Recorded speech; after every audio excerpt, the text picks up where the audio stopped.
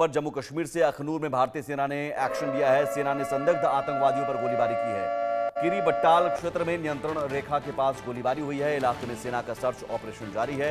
आतंकियों की गोलीबारी का सेना ने भी करारा जवाब दिया है। तो हर आतंकियों को मुंह तोड़ जवाब देने के लिए सेना के जवान तैनात हैं और आतंकियों की गोलीबारी का सेना ने करारा जवाब दिया है। अखनूर में भारतीय सेना ने एक्शन लेते हुए संदिग्ध आतंकियों पर गोलीबारी की, फायरिंग की। किरी बट्टाल क्षेत्र में नियंत्रण रेखा के पास गोलीबारी की गई और वहां देखिए आने जाने वाली गाड़ियों को चेक किया जा रहा है, पहचान पत्र मांगा जा रहा है। सेना के जवान मुस्तैद हैं क्योंकि भारतीय सेना की गाड़ी पर आज आतंकी हमला हुआ, उसके बाद से भारतीय सेना के जवान लगातार मुस्तैद हैं। आज राजौरी के सुंदरबनी इलाके में सेना की गाड़ी पर गोलीबारी की गई थी, जिसके बाद आप जो फोर्स हैं, सुरक्षा बल के जवान हैं, वो चप्पे चप्पे पर मुस्तैद हैं, तैनात हैं और संदिग्ध आतंकियों ने जो सेना की गाड़ी पर फायरिंग की, अब करारा जवाब दिया जा रहा है भारतीय सेना के जवानों की तरफ से।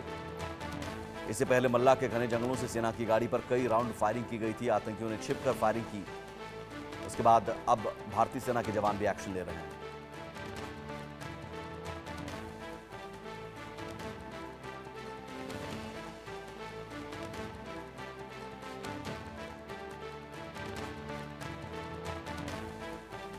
अजय जांडियाल हमारे साथ जुड़े हुए हैं इस खबर पर। अजय, अपडेट क्या है और राजौरी के सुंदरबनी इलाके में जो जिन आतंकियों ने गोलीबारी की थी, अखनूर में जो जवाब दिया गया, क्या वही आतंकी थे या कोई दूसरा आतंकी यहां पर मौजूद था?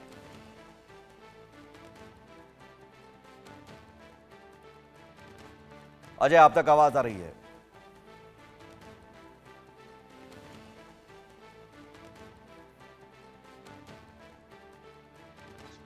अजय, आप तक आवाज आ रही है तो समझने चाहेंगे ये घटना जो है जहां अखनूर में भारतीय सेना के जवानों ने फायरिंग की है आतंकियों पर, संदिग्ध आतंकियों पर, क्या ये वही आतंकी थे जिन्होंने राजौरी में आज घटना को अंजाम दिया?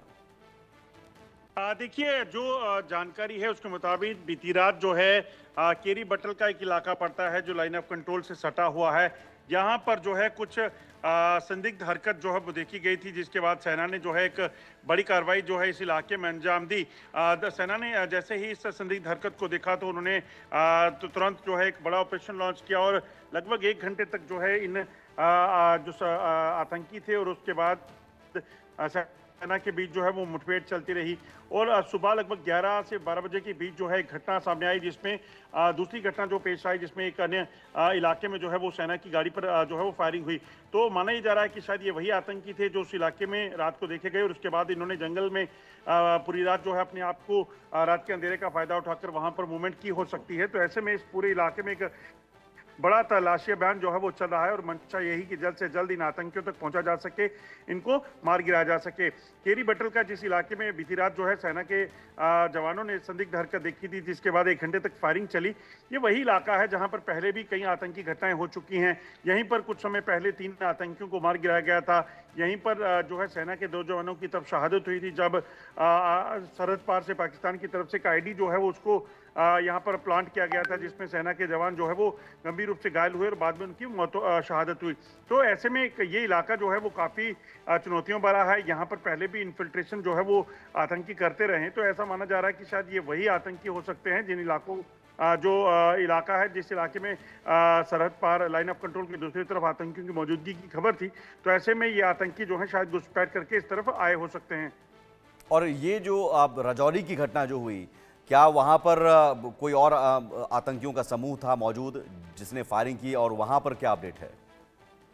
देखिए, दरअसल दूसरा वाकया जो पेश आया है यहाँ से जिस इलाके में केरी बटल का जो इलाका है यहाँ से तकरीबन 6 से 7 किलोमीटर दूरी पर जो है सुबह दिन के उजाले में सेना की गाड़ी जब वहां से मूवमेंट कर रही थी, वहां पर उस पर हमला हुआ है। तो माना ही जा रहा है कि शायद ये वही आतंकियों का ग्रुप हो सकता है जो पहले वहां पर स्पॉट हुआ था।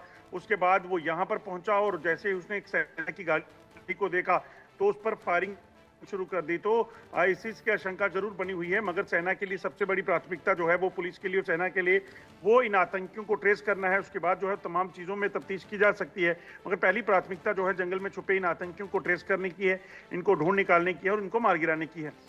तो ये इलाका कैसा है अजय? इन इलाकों में क्या आतंकियों को छिपने में मदद मिलती है? पहले भी देखा गया है कि वो इस तरह के इलाके को चुनते हैं जहां पर वो आसानी से फायरिंग करके भाग सकें, छिप सकें?